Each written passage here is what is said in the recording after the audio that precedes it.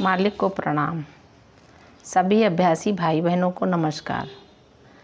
मालिक कहते हैं, प्रशिक्षक के रूप में जो अभ्यासी हमारे पास आते हैं उन पर इसे प्रमाणित करें। इस प्रकार पद्धति की प्रभावकारिता नीचे की श्रेणी में संचारित होती चली जाती है। हमें ये दोहरा दायित्व निभाना है। यदि हम अकुशल हैं, असफल होते हैं, तो हमारा मालिक असफल होता है। कोई ये नहीं कहेगा कि हम या वह असफल हो गए। वे कहेंगे, ये कैसी पद्धति है? किस रामचंद्र जी के बारे में आप इतनी बातें करते हैं? कुछ तो नहीं हुआ। उनका नाम, उनकी गरिमा, मिशन का नाम सदैव खतरे में होता है। इसलिए हमें याद रखना है कि हम अपने लिए नहीं, मालिक के लिए कार्य करते हैं। मिशन उनका है, पद्धति उनकी है, उन्होंने इसे बनाया है। हमारी सारी सफलताएं उनकी हैं, लेकिन हमारी असफलताएं हमारी हैं। इसीलिए इस सेमिनार की भी आवश्यकता है कि हम अपनी क्षमताओं को, योग्यता को, कुशलता को बढ़ाने की कोशिश करें। इस तरह नहीं जिस तरह हम भौतिक जगत में बार बार दोहराते हैं। एक बढ़ई बार बार बढ़ई के काम करके एक अच्छा बढ़ई बनता है। यहाँ हमें अपनी जागरूकता बढ़ानी पड़ती है, जिससे हम स्वयं को भय से, घबराहट से, परिणाम की प्रतिबद्धता से मुक्त करके पूर्ण के नज़दीक पहुँचा सकें। यह बात पहचानने के लिए अत्यधिक महत्वपूर्ण है। पश्चिम में वे बहुत जल्दी कहेंगे कि अरे, परिणाम से हमारा कोई मतलब नहीं। धन्यवाद, मैं जा रहा हूँ, मैं दूसरी पद्धति खोज लूँगा। नमस्कार। इस तरह के व्यक्ति की यहाँ कोई आवश्यकता नहीं है। हम यहाँ परिणाम से प्रतिबद्ध नहीं हैं, क्योंकि परिणाम तो उनकी गारंटी है जिनकी हम सेवा कर रहे हैं, बशर्ते हम वही करें जो हमें करना है। पद्धति की प्रभावकारिता संपूर्ण है। ये हमारी गलती है जो इसे सफलता से कम, पूर्ण से कम बनाती है, और यह कभी भी उनकी गलती नहीं है। मिशन किस लिए है? जब 1972 में हम प्रार्थना के बारे में बात कर रहे थे तो मिशन के बारे में तमाम प्रश्न उठ रहे थे। मिशन क्यों? ये ईसाई धर्म के विरुद्ध विद्रोह करने जैसा है। यदि आप किसी वस्तु को उसके नाम से पुकारें तो इसका मतलब ये है कि आप उस वस्तु को ही पसंद नहीं करते। इसलिए बाबूजी ने कहा कि मैं क्या कर सकता हूँ। निसंदेह जवाब देने का उनका एक अलग विनम्र तरीका था।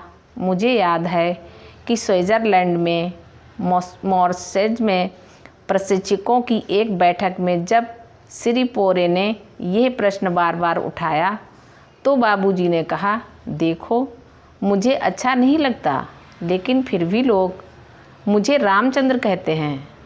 मुझे जर्मनी का रामचंद्र, फिर इंग्लैंड का रामचंद्र, फिर भारत का रामचंद्र कहा जाना चाहिए। कल्पना कीजिए कि हर देश में हमारा अलग नाम हो, तो फिर आप मुझे कैसे पहचानेंगे? इसलिए जब मैंने यह नाम अपने मालिक के सम्मान में रखा है तो मैं इसे बदल नहीं सकता। इस प्रकार बहुत ही दृढ़ता के साथ उन्होंने इस विषय को किनारे कर दिया। फिर सबको सहमत ही होना पड़ा, लेकिन हमारे अंदर नामों, स्थानों और वस्तुओं के बारे में पूर्व धारणाएं बहुत गहराई में बैठी हुई हैं, जो अविवेकपूर्ण हैं। बिल्कुल अविवेकपूर्ण चीज़ है। जब कभी हम मिशन की बात करते हैं तो लोग कहते हैं कि मिशन क्या है? दूसरा, ईसाई धर्म, वे केवल मिशन ही नहीं कहते, उनके पास मालिक भी है, प्रार्थना भी है, और उसके लिए आपको धन की धन भी अदा करना है।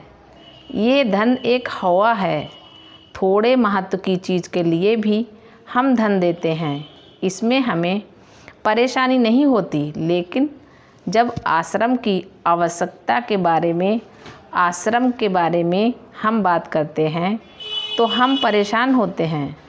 आश्रम मालिक के लिए नहीं है। मालिक आपका आश्रम यहाँ से लेकर कहीं नहीं जाएंगे। शाहजहाँपुर का आश्रम आज भी शाहजहाँपुर में ही है। हालांकि शारीरिक रूप से मालिक अब वहाँ नहीं हैं। हमारे अंदर गहराई से ये भय बैठा हुआ है कि हम जब भी कुछ देते हैं तो स्वयं को बेच रहे होते हैं। मेरा मानना है कि जब आप पा रहे होते हैं तो स्वयं को बेच रहे होते हैं। क्या ऐसा नहीं है? वास्तव में प्राप्ति हमें दाता के प्रति कृतज्ञ बनाती है।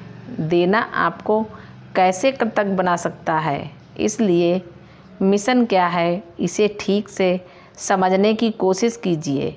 मिशन एक नाम है, इससे अधिक कुछ नहीं है। आप इसे श्री रामचंद्र कह सकते हैं। आप इसे मेडिसन डी रामचंद्रा कह सकते हैं, मैंसन डी रामचंद्रा कह सकते हैं। इससे क्या अंतर पड़ता है? गुलाब को किसी भी नाम से पुकारा जाए, उसमें कांटे उतने ही संख्या में होंगे। क्या ऐसा नहीं है? क्या बिना कांटे के गुलाब की कल्पना की जा सकती है? इसे दूसरा नाम देने पर भी इसकी सुगंध वैसी ही रहती है। इसे दूसरा नाम देने का काम हम कवियों और कलाकारों पर छोड़ देते हैं। हमें तो वास्तविकता से मतलब रखना है। जब हम किसी गुलाब के पास पहुंचते हैं तो हमारे हाथ में खरोंच लगती है। इससे कैसे बचा जाए?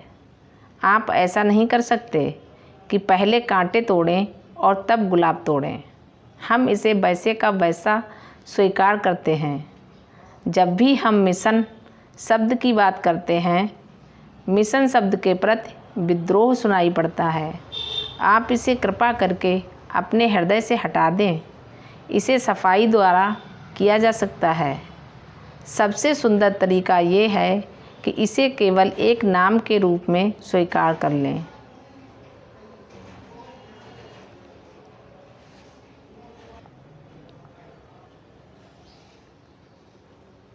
जब तक वह आदमी एक ही है, कोई फ़र्क नहीं पड़ता।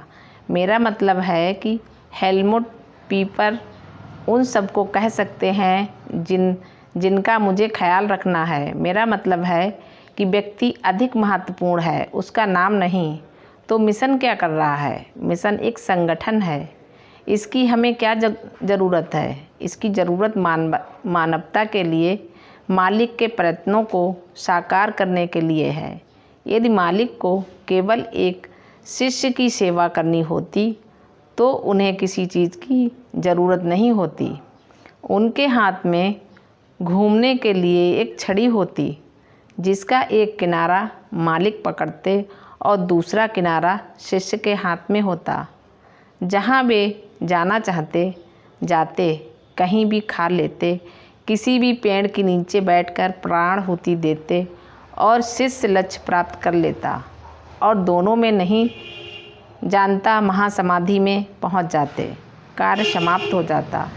लेकिन जब आपको एक संस्था बनानी है और जहां आपको वही पाना है जो आप दे रहे हैं, एक मंदिर या चर्च की तरह नहीं जो लोगों को अपने पास आने के लिए आमंत्रित करते हैं। मालिक को प्रणाम। सभी अभ्यासी भाई बहनों को नमस्कार। धन्यवाद।